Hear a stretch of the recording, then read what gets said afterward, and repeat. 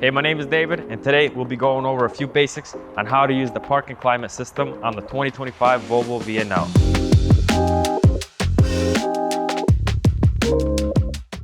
As you can see, the truck's completely shut off. The most important thing you want to do is turn on the auto start stop button. This is located on the left side of the steering wheel, and it will illuminate green once you press it. If it doesn't, you want to make sure that the doors are closed and the key fob is in the truck. This system is like an idle smart system where it will start itself up when the batteries get below 40% and charge the truck up to 70%, then shut itself back off so you could keep laying around and hanging out in comfort. Let's go into the back. First, you want to press the power button once to activate the display.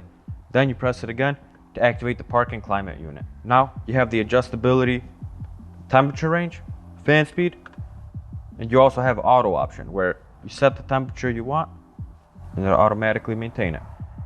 This unit will run up to 10 hours and that's how it works. This was only one out of the 5 ways that you could actually use this parking climate unit. The 4 other ways will be in the description, and you guys could also refer to the owner's manual or the Volvo app, which are extremely helpful to read about them. And that's it. Like, subscribe, comment, and I'll see you in the next one.